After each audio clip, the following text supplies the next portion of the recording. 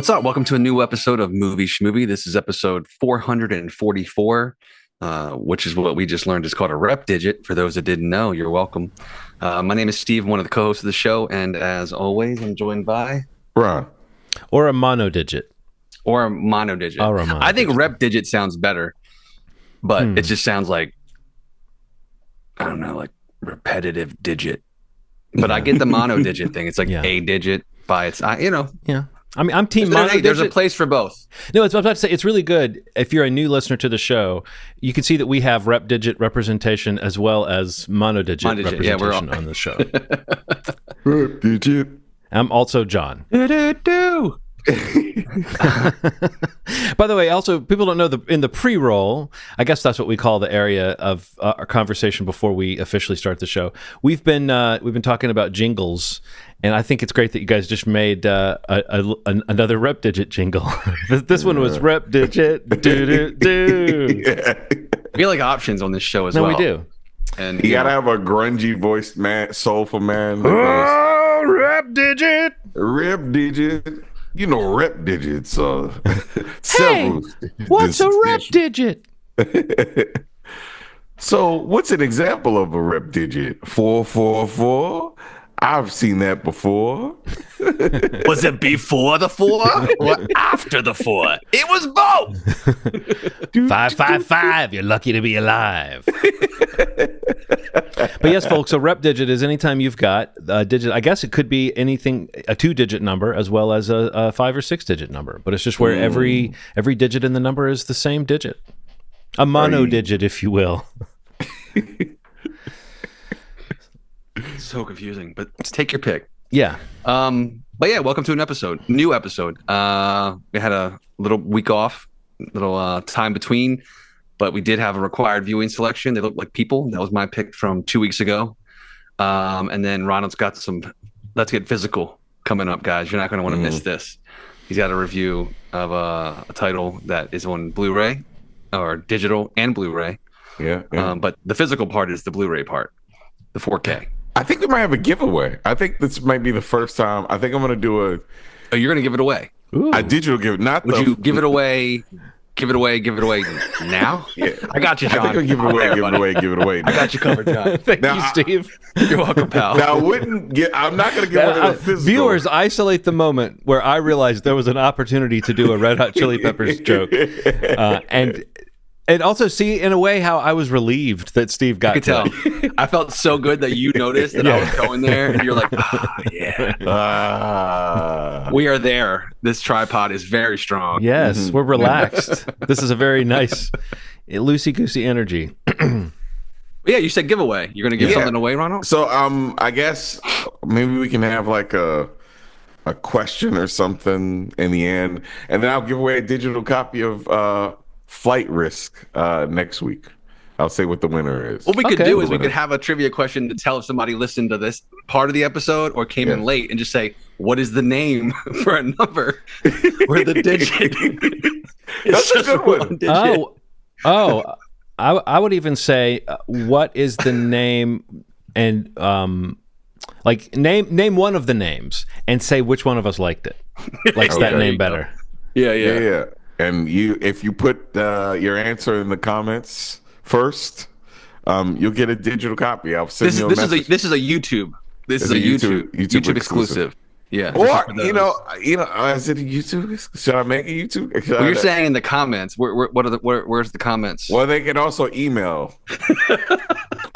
Shit. Which one should we do? Should we do both? I say we drive from the YouTube. I say come find us on YouTube. If you want this hot title. Yeah, you gotta come to the YouTube channel. Yeah. You could be a listener and then hop on YouTube. I think if I was listening to a podcast, the idea of going to YouTube and leaving a comment is no easier or harder than sending a fucking email at this point. Or we say go to YouTube and watch it, and we're gonna hold up numbers on one hand and tell us if it is or is not the two terms that we started at the top of the episode with. All right. I love how now God. none of us know really what's going on At all. But that is perfect. This is clear as mud. I want to say, Ronald, the giveaway, I was just thinking about this too. It'd be nice to start doing giveaways. And then I realized, okay, my big giveaway is this show. We give it to you every time we do one. We give it away every time. Yeah, so I like what you did there. yeah. We do give it away. So fucking appreciate it. That's my giveaway. Yeah, man, for sure. But no, so let's straighten out those rules. People should contact you where and say what? People should name one of the names for a number that's all the same number, and say which one of us, me or Steve, likes that term the best. Yes. And where should they send this information? They on should definitely YouTube put that comments. in the comments of the YouTube. Okay, for this episode. This episode, yeah, episode 444. I like it. And not here's the most important part. Not the audio version that's on YouTube, the video version that's on YouTube. Both of those are up there. Yeah, that's important. If you do the audio version, you should just leave comments about how nicely I mix the audio. Yeah, you do a great job. Yeah, that's the only thing you should say there. Well, cool. No, I like this. I've always thought we should do more of this kind of any podcast I've done. I have this idea of like, oh, and then I'll have a giveaway, a contest, and we'll send the comic that I just talked about on this podcast to somebody. And it's like, nah, it never really. It always seems like this exact thing we just talked through. It's the hurdle of like, wait, what is the content? Like, how are people gonna? So this is a real test. If we get so much as one entry, I'm calling this a successful giveaway. Huge win. Yeah, I'm gonna put giveaway on the graphic of the show, like in big words. Now that we've got that figured out, 10 minutes later, words. Yeah. This is how we do this, guys. We talk this through on the show. Well, what's sure. cool is that, as I mentioned before the show, we had a fun conversation about jingles that might have been entertaining to listen to. But no, we waited. We did that before the show, and then on the show, we had a meeting about a contest. Seems perfectly logical to me.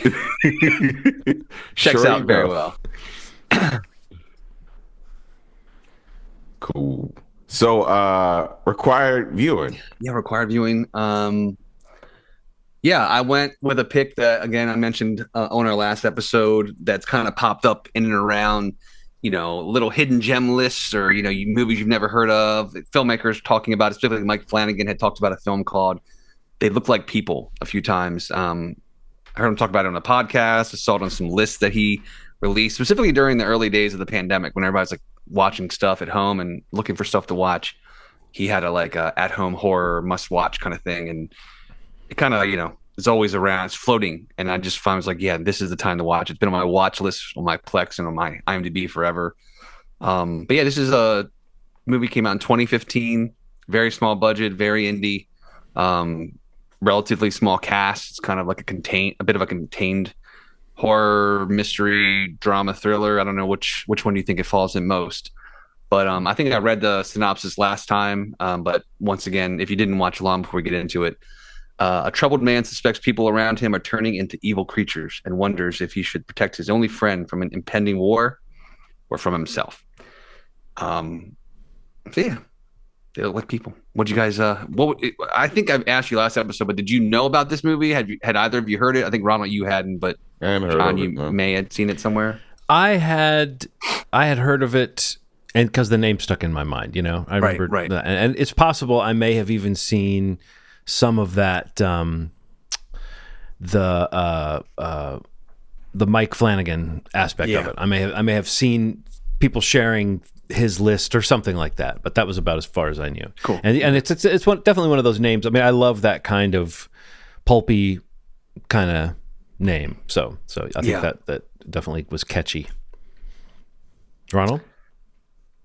I mean, no, I nothing. No knowledge of it. No. So with zero knowledge of it going into it, what did you think of it? Slow burn. It felt a lot like Donnie Darko, which is one of my favorite movies. I thought the same thing. Yeah, I gotta say, there was a bit of a parallel there. Yeah, the voice that he was hearing and some of the paranoia and what the voice was telling him to do, and not knowing what was real and what wasn't, it really felt like a more grounded version of Donnie Darko. Like even though it wasn't grounded at all, like he was going nuts. Um, I think I was expecting more of a traditional horror in that way, Yeah. but it is a psychological thriller more than anything. But the tension really did build. Like I was like, who is real, who's not? Like who's been abducted or who's under the spell of whatever this is. Like it's been Yeah. described. Hearing the description of what this may be was just kind of terrifying. Just and there was a point where somebody might be, somebody might not be, and then you see something happen right in front of them, in front of you as a viewer. Right. I think it was just. I kind of wish it was shorter. I mean, just because. And it's barely 80 minutes. Yeah, I just wish it was kind of shorter in that way, just because the tension was really heavy when it picked up, but there were felt like some slow parts. Like I could have watched a friendship movie with just the two of them. Like I really liked the dynamic that the two stars had. Like I kind of loved it. I thought they were really great, and just I guess the tension that existed, why they weren't friends, what Right. broke them up, and all that stuff. I could have watched just a movie about that, and then that plopped in this interesting sort of twist, made it even more interesting. But yeah, something about the middle of it felt like it kind of dwindled for too long. I feel like I wasn't quite sure what was going on. Felt like too much like just them having fun. So that when the tension came, I was just like, I want to see more fun. And I maybe that's a good thing because there were two good actors that felt kind of like I'd like to hang out with them. But then you find out how crazy one of them is. I don't know.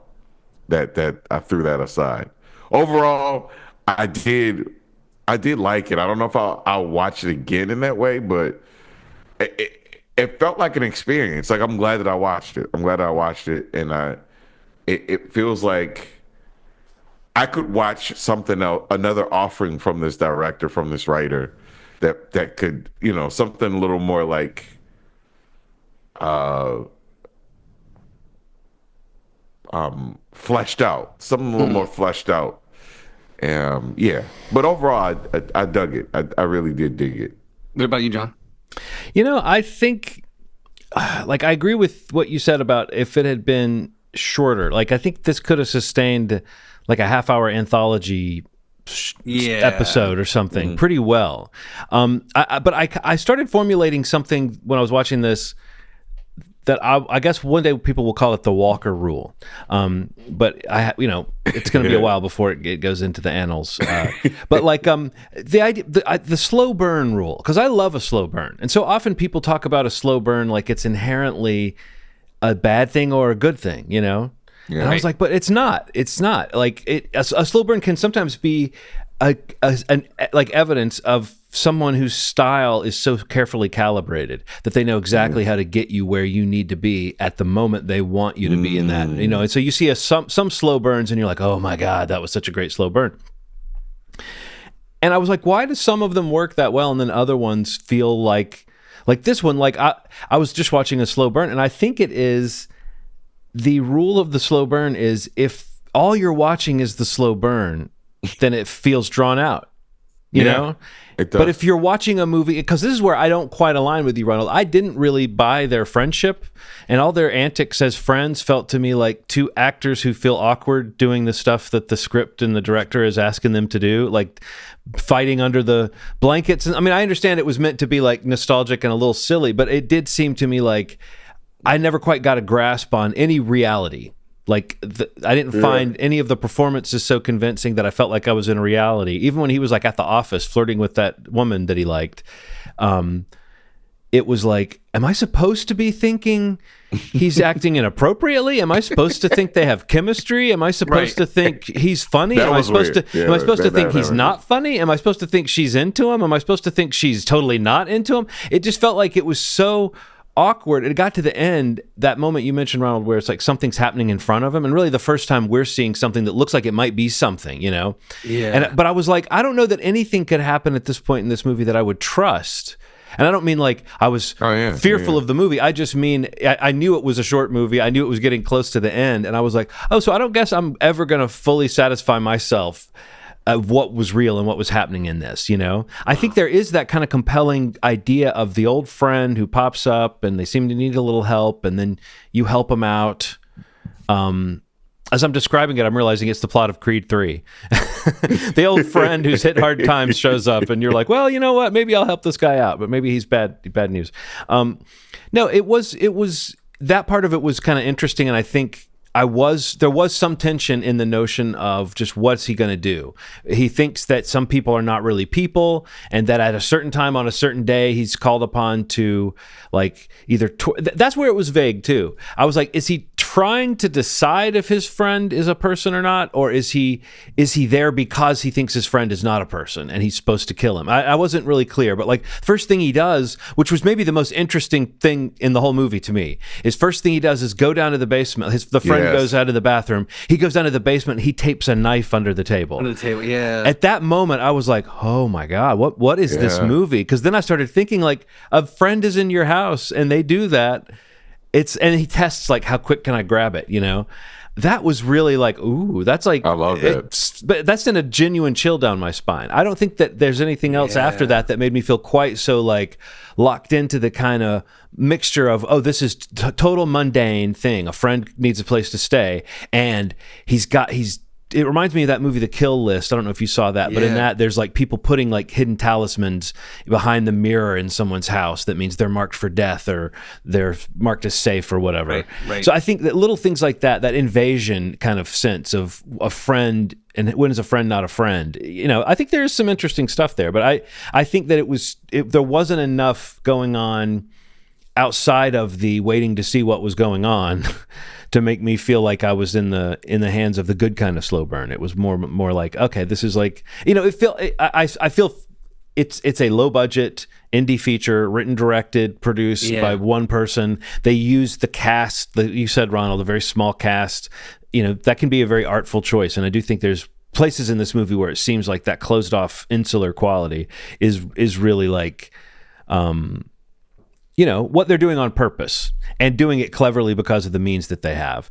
But I found that there were times where it's like a little bit more polished, like there's almost no music or sound design or anything that might normally make a movie like this really effective. So to me, it felt like it was just a little bit shy of something that really stood out to me. But I feel kind of like when you say, are you glad you watched it? I'm always glad to check out this kind of indie scrappy movie, and especially one that comes with like the Mike Flanagan recommendation. I can see how Mike Flanagan would dig this material because it does have that. I mean, with a little bit more character and I don't know, a little bit more pop in those performances. I do think it's the kind of thing that we like in Mike Flanagan, which is what you said, Ronald. There's a certain kind of psychological realism in the midst of supernatural stuff. So.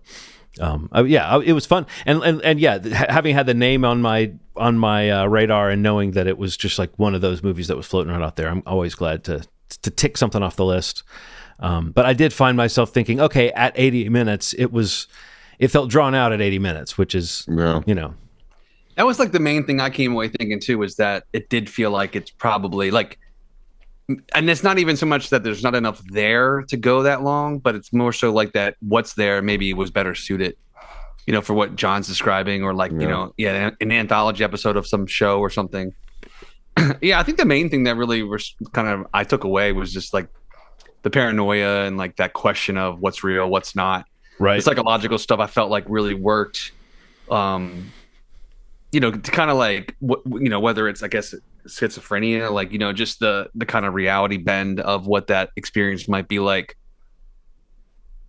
as like someone looking in and someone looking out, and like the scenes where like you see him alone, like with the girl from work, and like she's like the demon, what those things switches, like those perspective shifts I feel like when he's the one we're following versus the friend that takes him in, I think that stuff works pretty well in the movie to kind of keep us focused on like really it's like the perspective of this of the guy, I can't remember his name, the friend he brings in, the guy who's having the visions and hearing the voices. But yeah, like things that are just like creepy, like getting a phone call on a phone that doesn't work, like and hearing voices and stuff like that. That all I thought worked really well, especially again. You guys have kind of hit it already, but for a small film like this, a small cast, a small budget, that stuff all is really impressive to me. Like just as somebody to get that kind of thing made is just so cool.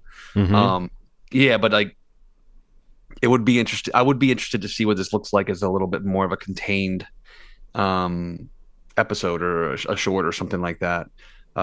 Steve, but you bring up an interesting point. I do wonder if the experiment of it would have been more successful if you never left the guy's perspective. Yeah. Like as suffocating as that might seem, and as much as you would definitely need to come up with some more material to bring into the movie to make a movie out of that, I do think that the fact that there is that tension release of cutting away to the friend and then cutting back, it almost kind of seems to answer the question in a weird way of like, well, if the friend were an alien pretending to be a person or a monster pretending to be a person, why would he be like motivating himself before work and having these phrases? I don't know. It's like, but maybe there is something there. It's just, it feels like it gave us a hint of more story that wasn't really connected to the main story.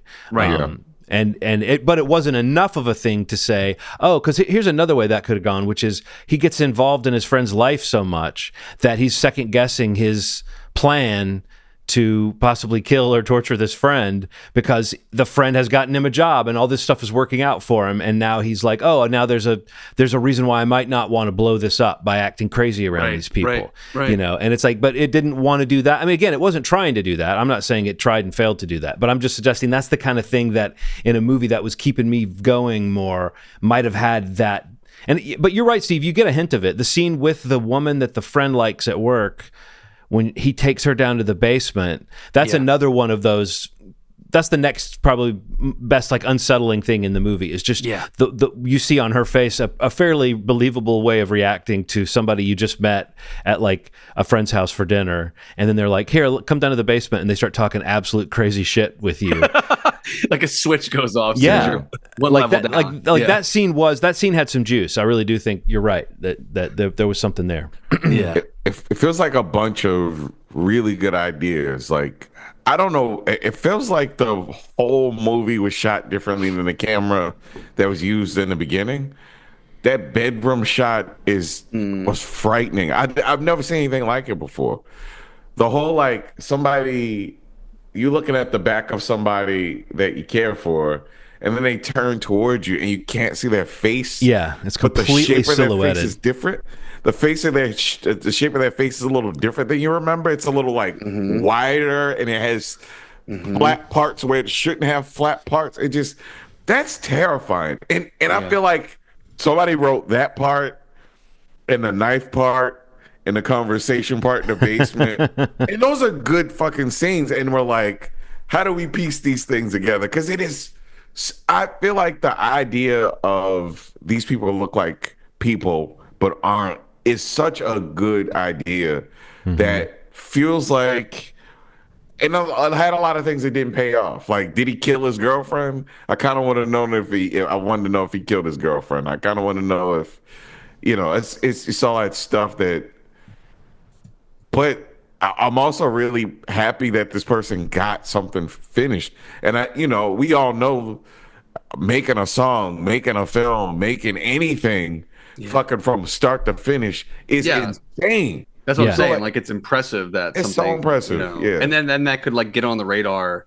Yeah. Kind of break through in the ways that it had. Yeah. No, I mean, it's a cool little movie. I mean, it made me. I kind of went into it.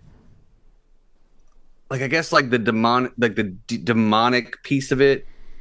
I guess I was like thinking more like Body Snatchers kind of thing. Yeah. Right. Right. So that was an interesting turn a bit. But and it kind of made me think about that. Like, I really want to see like a good Body Snatcher movie. Like something. I mean, it could be one that I've already seen, but I mean, like something new, something exciting. I don't know. Yeah, just that's just a random thought. Like I kind of went in with maybe an expectation that it would be a little more in that vein.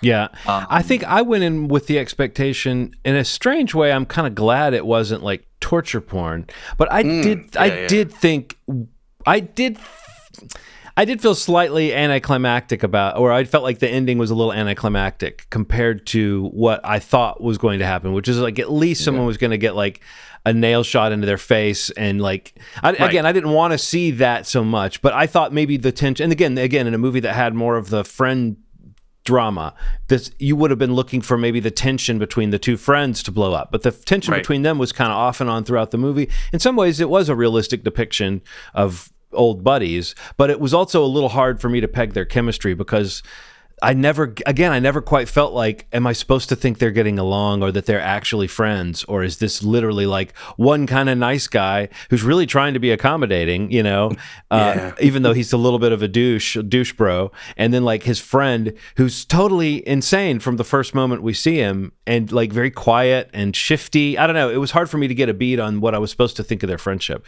But I think that in those last moments, there is like that possibility of some real stuff coming out between the two of them. And it's actually kind of unusual the way the one guy kind of just accepts it and says, like, I mean, that's almost interesting enough to me to say that could have been presented with more impact. That idea that he's like, oh no, I'll go along with this because I trust you and I want you to know you can trust me. Right. There's another movie where that tension there, that emotional, the weirdness of that choice to go along with it would feel like, oh, it is an act of showing this guy that he's got a friend or something like that. But instead it felt just like, what? Like this guy, it made the guy whose house it was seem like, is he joking about everything? The whole time he was like kind of laughing things off. And I kept thinking like, is he the one who's mentally ill? Maybe there's some edited scenes where he's like in the bathroom talking in the mirror and you can tell he believes some weird stuff. But I wonder, what were they trying to draw a comparison between the kind of motivational speak? Like, cause he clearly was recording some woman reading motivational sayings for him to listen to.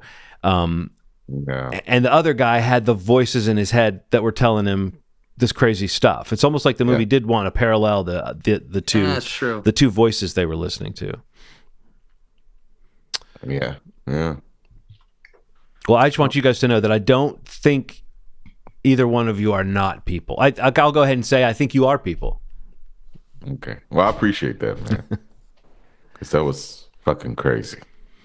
You notice how Steve didn't react much when I said it. I think he's people. Thank you. Uh-oh. Is that what a person would say? Uh-oh, shit. That's Ronald. Sidebar. I don't think Steve's a person. Let me get my axe out. I have like some precision screwdrivers handy.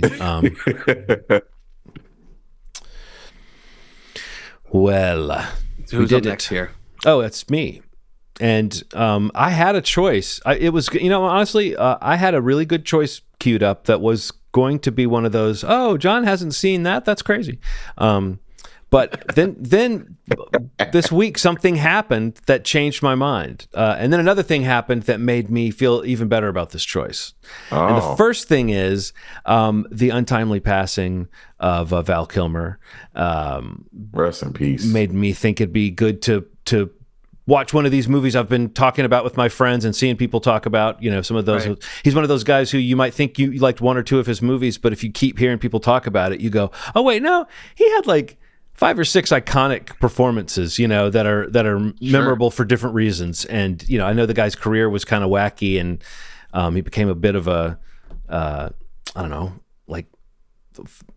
joke in some ways to people because he was very difficult to work with and couldn't get a lot of projects off the ground. But even in those days, he was popping up in interesting roles. And the stories about him as a man make him seem very interesting indeed, very much like one of his characters. So that's the first thing. The second thing is the trailer for the reboot of Police Squad came out today, or the Naked Gun with Liam Neeson playing Frank Drebin's son. And I thought, oh, you know what? When you take the Venn diagram of Val Kilmer and the Naked Gun folks, and you have a little movie from 1984 called Top Secret. That I think it would be fun to watch for the show. And I don't know that I've ever actually sat down and watched this movie. I believe it was on at like a church lock-in, or it was on HBO, and so it was playing at someone's house, and Comedy Central, when it was a station that ran old movies all the time. They used to run it all the time, but I don't think I've ever sat down and just watched Top Secret from beginning to end. But it's like peak Zucker, it's in that time where they really were the kings of that kind of spoof. Yeah. And so it's not a movie that I know certain gags from it. That's another thing they used to do in the early days of Comedy Central or the Comedy Channel. They played clips from comedy movies, almost like it was, music videos. They would just play scenes. So I've seen scenes from Top Secret, certain scenes probably hundreds of times, but the actual film, I don't think I've seen from beginning to end. So this will be a fun opportunity to pay homage to Val and to hopefully get a few laughs, and also just that kind of spoof world of humor. I think there is a line between certain kinds of comedies, and I'm intrigued at what makes a movie spoof world, rather than say the slightly more grounded world of like to compare it to another wacky comedy like Dumb and Dumber or something, where it's pretty spoof-y, but it doesn't take place in spoof world. I don't know what makes a difference. I think one of the things is that there's not really consequences for things often in a spoof movie. Like a character could be basically beaten up in one scene and then show up the next scene looking fine, kind of thing. But if you do that in a regular comedy, it'll seem like there's no consequences. So I don't know. We'll be it's that. How much do you know about this style of movie, like the airplane movies and stuff like that, Ronald? Are you familiar with that style of comedy? Yeah, I've watched quite a bit of them. This is one I haven't watched, and I think some of it has to do with. I think that I thought that what was the newer one that was like with same sort of thing, like Hot Shots. Okay. Oh yeah. Hot Shots and Hot Shots Part 2. Part 2. So I think that I was kind of into those. Yeah. And I don't know if I ever knew about Top Secret until like pretty recently, honestly. Yeah, so I just didn't see it. But I mean, I think what happened in the late 90s into the 2000s is you got all those really quickie, low budget spoof movies that are in this formula, like Not Another Teen Movie and Not Another Superhero Movie or whatever. And those kind of tarnished, in some ways, I'm sure those movies, gag for gag, they might have funny scenes in them, and funny performances. Scary Movie is another series that definitely took the baton of this kind of style of comedy. So, but coming back too. But when I was growing up, there was very little that I thought was funnier than particularly Leslie Nielsen as Frank Drebin, in those movies. And there's always been a spot in my heart for this kind of pure, just gag comedy movie. So, and it's also fun to see Val Kilmer at a point early in his career where he was doing a lot of comedy at that point. So he was known to be sort of super sexy, but also to be funny. And I have to say, awkward teenage John thought that was very threatening. What right does he have to be as beautiful as the most beautiful woman, and yet also very funny, and looks good with his shirt off? Bastard. I know. The doc that they put out a couple years ago about him was great. I don't know if either of you watched that. Oh, I've watched it several times. Yeah, that was Val. Wow, yeah, it was so good. I need to finally watch it. I'll watch it. I'll watch it before next week. Make sure you have a Kleenex very close to you. You got choked up just saying it. Or something. It was a special moment in your life that we just got to witness. Make sure. He's writing in his diary later, I'll never forget the moment when I recommended that John make sure he has a Kleenex on hand. I teared up. It was a big moment. Teared up. Thinking about preventing John from tearing up without a Kleenex handy. But I have to say, lately, there's almost no accounting for what will make me tear up. So I should basically just have like an attachment with a Kleenex box in it on my person at all times. Something made me so emotional that I don't know why. Jimmy Fallon had Ryan Coogler and Michael B. Jordan on, and for some reason, Ryan Coogler doesn't do a lot of press, yeah. And Jimmy Fallon's like naming all the films he's been in, and he's like pumping them up, and you can see that Michael B. Jordan's like really proud of his friend, and and Ryan Coogler's just kind of shrinking. He's like kind of embarrassed, and and Jimmy's just so fucking like not like the weird Jimmy energy where he's like not. He just kind of puts on sometimes. It's like genuine, like you made fucking several incredible films. Sure. And you need to celebrate it. And it was like something about the way they were all kind of propping each other up and he thanked them. It just made me super emotional. I was like, man, I love Jimmy for that. No, I mean, you sort of forget that his enthusiasm, like, which I think people see as like, he's like a puppy dog with no, that's his one setting. But you can tell sometimes that he's sincerely happy to have someone on the show. Yeah. He's a weird showbiz animal though. That Jimmy Fallon. It's an interesting thing to go from being a sketch performer to doing what he's doing. It's worth checking out. It's like a 10-minute interview. Cool. Good energy, but it made me kind of like emotional for some reason. I like Ryan Coogler a lot, and I agree. It is interesting. It is noteworthy that he doesn't do a lot of interviews or press. Oh, yeah, for sure, man. But he's busy. He's off making something. So busy. That's my impression. Can't wait to see Sinners. I cannot wait. I hope that we get press access. I'm so fucking excited about that movie. So excited. It comes out this month, right? 18th or something like that. Yeah, this month for sure. Yeah. All those dates are happening now. We're getting to that part of the year where all the shit that you knew was coming is coming. Like Andor's just around the corner. Andor season 2. Can't wait for that. That extended Superman. Oh, so good. I wasn't ready. I thought I was. I wasn't ready. I just love how like classic sci-fi early Superman kind of like the look and feel of if people don't know what we're talking about today, I think today James Gunn released it's basically the same trailer we saw before, but now the crypto scene at the beginning is like a 3-minute scene or something. But you just get a feel for the way the show is treating the fantasy elements, and I just thought it looked really good, and the tone was really good, and all the extra dog behavior that you get, where Crypto jumps around on him when he shows up, like he's so clearly a crunch of his bones. Like he's just so clearly near death. But I mean, that is what any one of our dogs would do if you called them and you were laying on the ground. They'd be like, "Oh, is it time to play?" And that's so endearing, but also funny. And James Gunn is going to get some mileage at some point out of making us worry about that damn dog. And I'm like, man. James Gunn, don't you do it. What villain is going to punch that dog against I the know. wall? The worst villain in the world. That's who. I mean, he was like, I don't know if people are going to love this dog. What can we do? And then someone said, give it a crooked ear. One crooked ear. That's all it takes. Yeah. That's when the heart melts. Tilt his head a little bit with that crooked ear. I just love how he runs in and just like is still beating the shit out of him. Yeah, that's the best part. He's like so annoyed by him.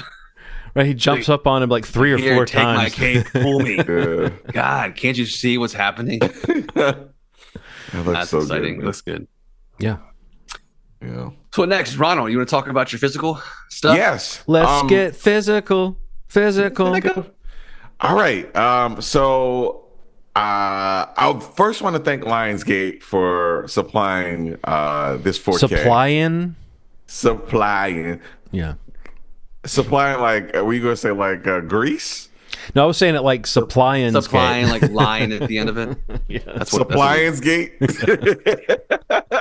That sounds like something where somebody steals or something. Controversy. No, it's right. It's a political scandal. You mean Supply-gate?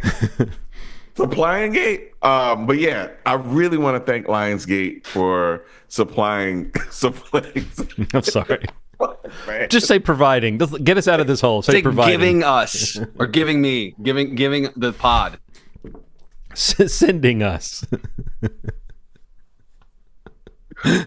I really want to thank Lionsgate for providing. Yes. This 4K. I'm gonna have to put this up another way. Yeah, split it out. Flight Risk, directed by Mel Gibson. Mel Gibson directed this. And I guess I'm going to break it down into 5 categories: video quality, audio quality, packaging, bonus features, and the movie itself. All right. So first, video quality, 4K transfer. I mean, it just is what it is. It's crispy, filmed in digital. It is very sharp. There's a lot of studio. I mean, it's very obvious that this was filmed in a studio. Like it's super. I don't know. There's a lot of green screen. Sorry. What? But more importantly, it was filmed. Yeah, it was filmed. What did I say? It wasn't filmed. You did. You're like, it's 4K. It was filmed. Yeah, it was filmed. They got the checkbox like, is it 4K? Yes. Did we film it? So, yes. But this isn't one of those movies, Ronald, where they try to sneak it past you that some parts are 3.9K or 3.7K. This isn't one of those. Yeah. This is one of those. 4K all the way. Digital. Wall this to is wall the goods. 4K. This is the goods. Balls to the wall. It's clean transfer. It looks really good. Audio is Atmos though, man. It sounds fucking incredible, especially towards the end. You're in a cockpit, listening to cockpit sounds. Man, this is fucking going terrible. I have no focus right now for some reason. No fucking focus. I'm gonna record this separately. This went very well, guys. This is why we get the good stuff right here. You know what it is though? Produce. It's so late. I'm gonna do a separate recording for this. No, John's just cutting this all out. I don't want to cut out the funniest segment we've ever done.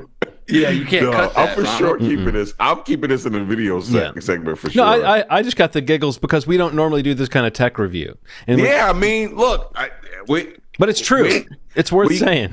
You gotta think, man. You gotta think. We're getting more action. John's comment. We don't normally do this. Ronald's response. You turned into a robot and shorted out.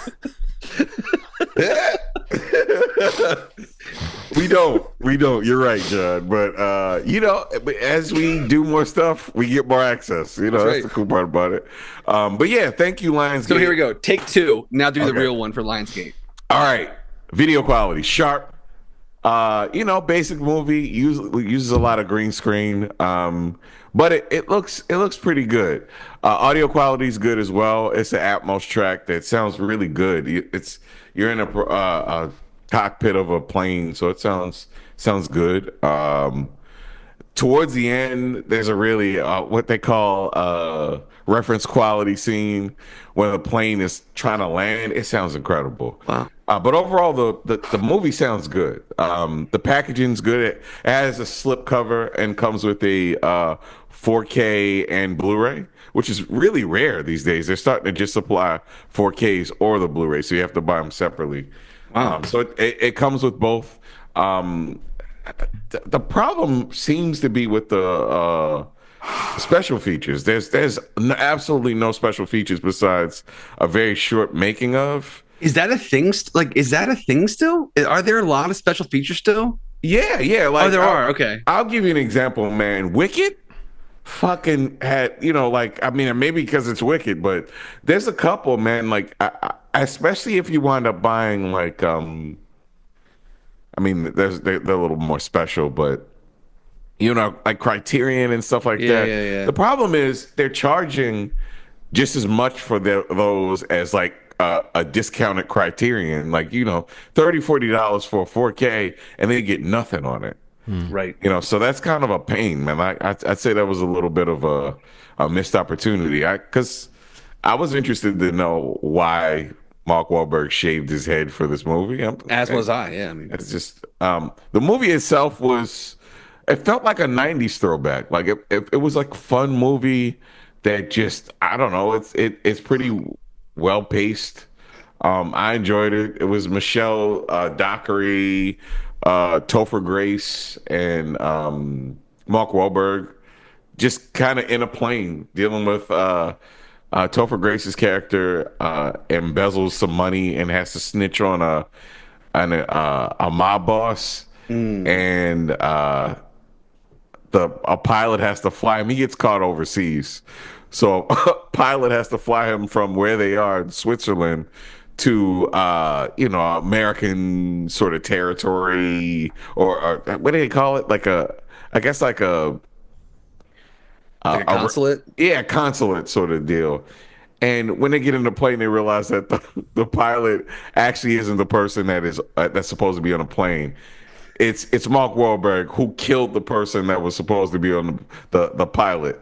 But he's a pilot as well. But he's a pilot as well. He's doing this weird country accent. It's a very niche career choice that you're a pilot, and an assassin. And you're not very good at Southern accents. And it's very obviously that he doesn't know what the fuck he's talking about. And then when he gets found out, he's like, I got a Boston accent. I don't know what the fuck you're talking about. I'm going to kill you all. It's really good in that way, the way that Mark Wahlberg kind of plays that up. Right. But it's fun, man. Like, I could tell that Mel took this on because it legitimately feels like a 90s movie. Like, it feels like this would have been a banger in like 92, 93. This would be like top of the charts. It would be like, it has all those elements. It's a one-room movie. I was going to ask that. Is it a confined narrative? Yeah. Like that's interesting. I mean, it's like, Mel Gibson is an extremely, outside of being one of the ambassadors to Hollywood who has... I just want to set the expectation. Ronald refers to him as Mel because he's kind of like part of the studio. The close personal relationship with him. I would not recommend going up to him and just calling him Mel. It's earn that. I'm just going to put that in. You call him Mel, something like that. Mello Yellow is actually what I call him. Yellow. Mellow Yellow Gibbs. Because he is so mellow. Really, he's one of the totes mellow. One of the most chill dudes that can hang that you've ever met. No, but his movies always do have a certain kind of like. There's something kind of bold or like, all out about them. Like, I think that like Apocalypto was like a crazy violent action movie, even though it was a historical thing. And then, of course, Passion of the Christ, was brutally violent in addition to being a religious epic. So I think there is something about knowing this is, it's a single setting kind of film, and it's almost there is a throwback quality to that. Maybe to the 90s, but even to like something. This seems like something from the 50s or the 60s or something like that, like an old Alfred Hitchcock movie or something. So for sure, as opposed to a new Alfred Hitchcock movie. So I could see a posthumous release. Yeah, as opposed to one of those new ones. I'm glad I said old. But I mean, there is like a classic tradition in that sense. And I do think Mel Gibson is a guy who, for all that we think about him, when he directs a movie, there's usually something cinematic about it or something that he's trying to do. Sure. But I think it's kind of buried that he directed this, isn't it? Like, I don't remember seeing that mentioned. I didn't hear anything about this. Yeah. I mean, for obvious reasons, I guess. But yeah. I mean, this feels like one of those movies that once it lands on Netflix, it's going to be one of those ones that people talk about because it's unique. I don't see very many movies that take place in one space the way that this does. Right. You don't have to be a genius to know that things are going to unfold the way that they do. It's a little predictable, but it still packs a punch, and it sounds really good, looks sharp enough. It's a kind of a paint by numbers movie that I would suggest if you're bored on a day that you just want to see something simple. You don't have to overwork your brain too much. Yeah. It's good. It was solid. I enjoyed it. I thought it was fun. Cool.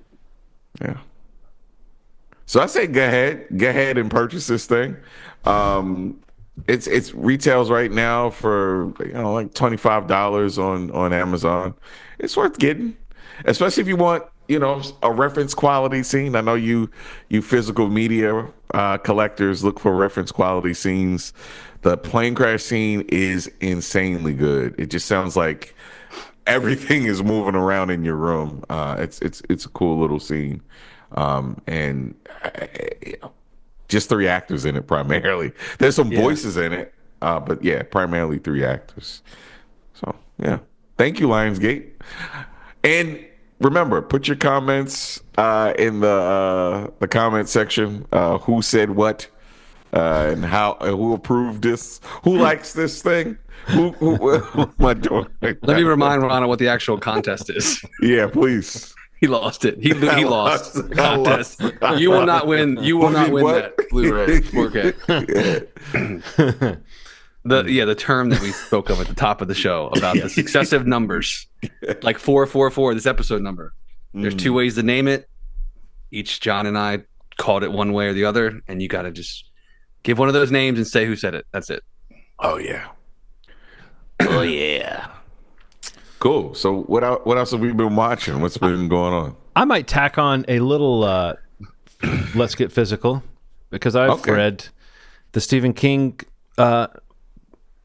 anthology of four novellas, If It Bleeds, that contains the life of Chuck. The Life of Chuck is the name of the story and the name of the upcoming Mike Flanagan film. Did you get a chance to listen to the audiobook, Ronald? I'm halfway through it. I listened to the first story, which was crazy creepy, and I'm halfway through The Life of Chuck, and it is not what I was expecting at all. I was going to say, it's interesting how I will say this. I hope I'm not spoiling anything in the story. I'm not going to say anything about what happens in it, but it's interesting how uncreepy that story is. Like we mentioned before that in the trailer for Life of Chuck, they mention like the non-supernatural, non-horror kind of Stephen King's as like the other ones. And it's like, that's a very important thing, because this book, there's eerie things about it. It's a story that, the short story is like, it's a very short novella, about 70 pages. There's 3 chapters. One of them is very kind of conceptual and dreamlike in a way.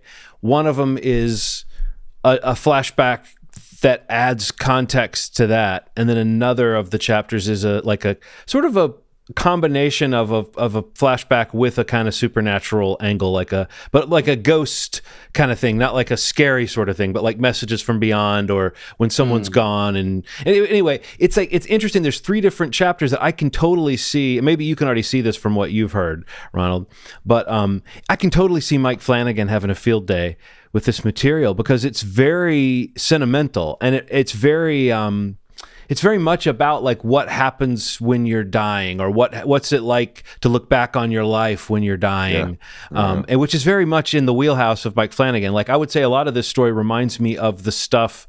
The reason Dr. Sleep is called Dr. Sleep is because of the section where Ewan McGregor's character is like Danny Torrance is hanging around, sort of assisting people that are dying with that transition into the afterlife. Like the tone of The Life of Chuck is very much in that kind of feeling about you're gonna get a sense of someone's life, you're gonna get a sense of key moments from a life and how they affected things, and you're gonna get a sense of like how their memory processes those things as they might be crossing over.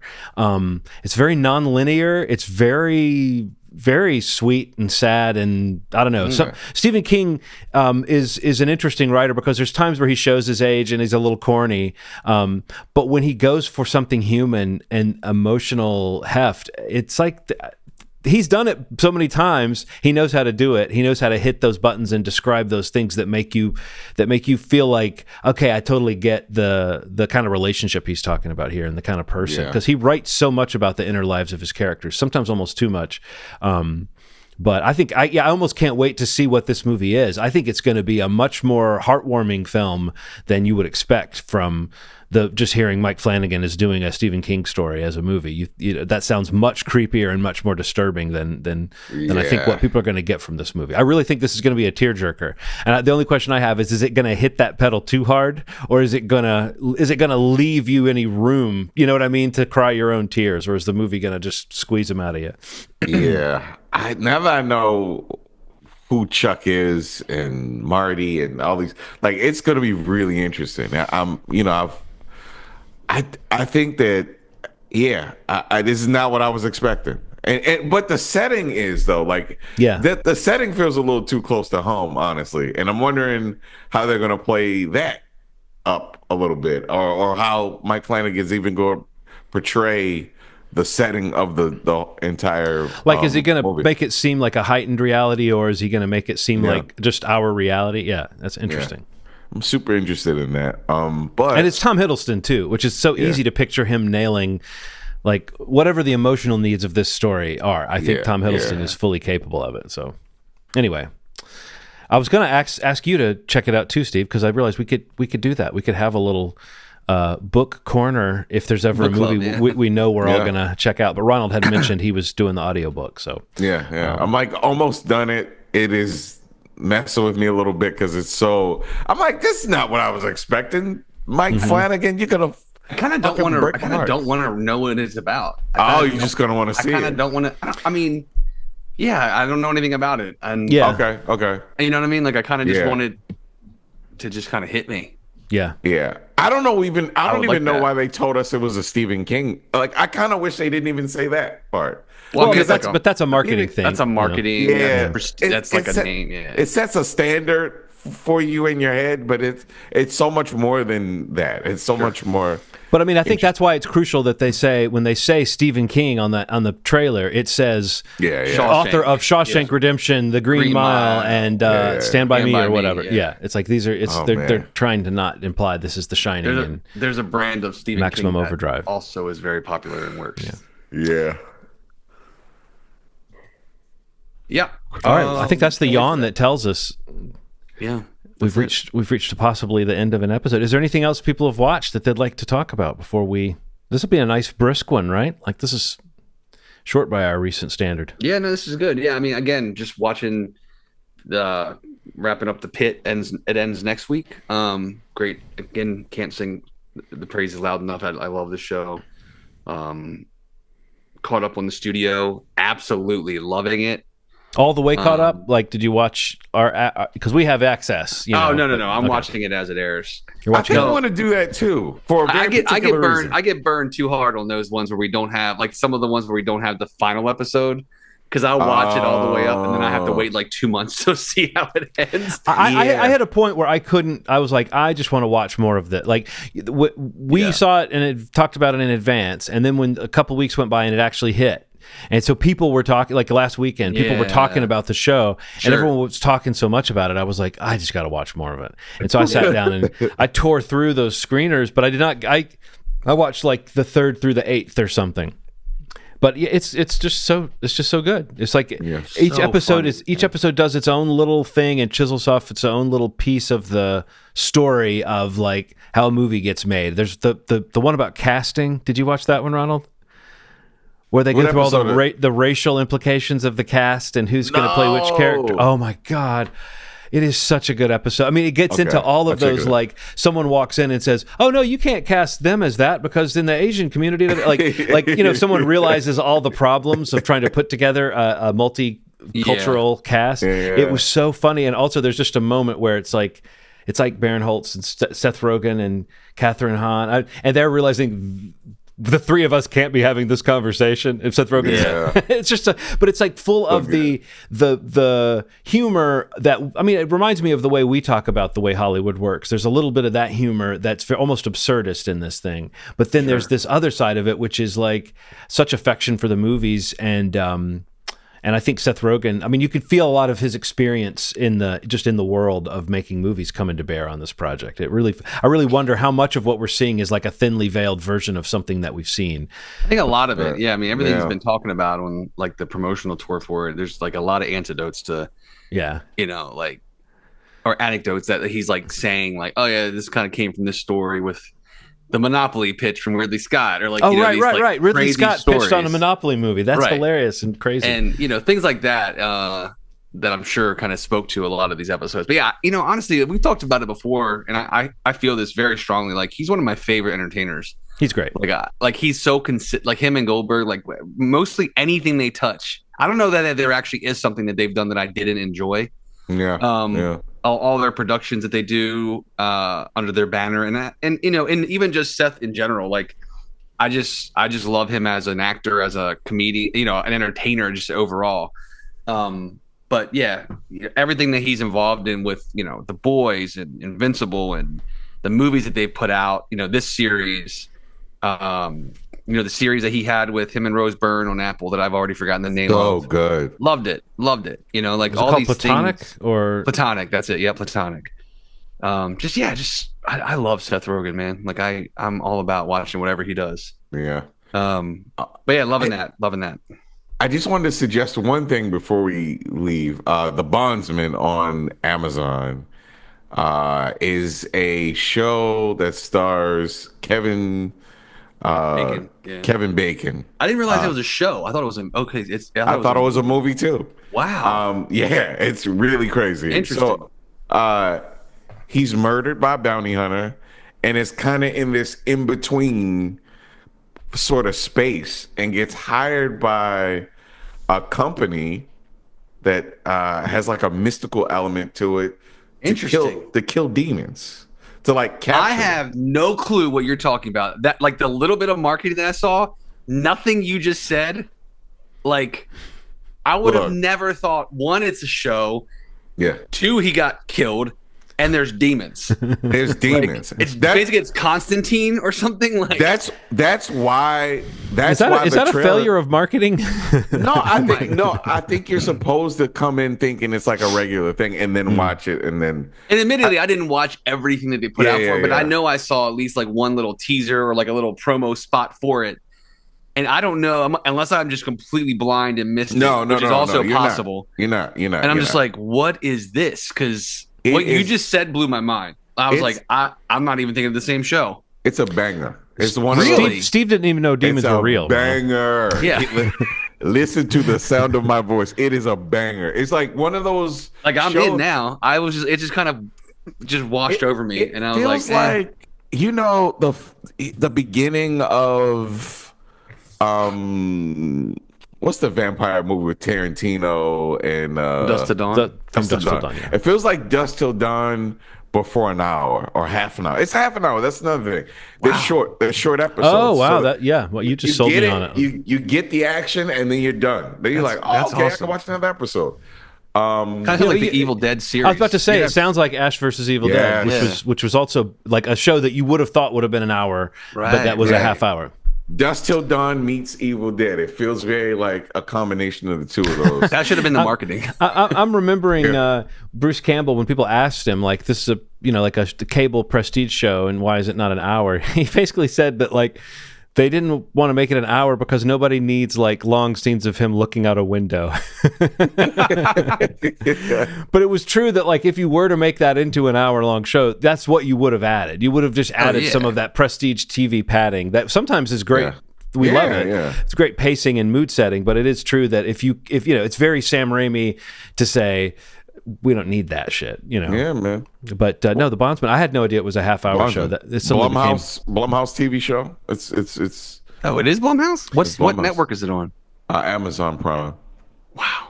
Yeah. It is a very dry name. It and being like, what the fuck is this show? Like, the name The Bondsman doesn't make you think supernatural, So the devil hired him to kill demons that have kind of escaped. Yeah, the devil himself. Like it's a cool plot, and so it's propaganda, for sure, and devil propaganda. That's a thing. It's God. love that it's word. God propaganda. Devil propaganda. I love that "buh" in there. That "buh," not a devil propaganda. That's a very specific type of aganda. It's a devil buh. If you get that B in there, you guys are fucked. I needed something to connect with two parts, and buh just felt like the right. I'm not saying you went with the wrong consonant. I'm thinking it's the right one. It's just intense. We're saying it should be propaganda. It sounds better than propaganda. Propaganda is if it's probably propaganda. You know what propaganda is? It's a problem. Okay. Now, I mean, honestly, that just sold me on wanting to watch that show. So I think it's good that you mentioned it, because I mean, people may not have even heard of it, but I mean, and I had seen it pass my eyes a few times online, and even I think like my Roku interface was promoting it, and I was like, okay, I don't know what that is anymore. Now I do. So it is a nuts show. Nuts. I dig it. Anybody got any White Lotus predictions? I need to catch craziness. Up. I don't know. Craziness ensues. To quote Ronald, craziness ensues or chaos ensues is his actual quote.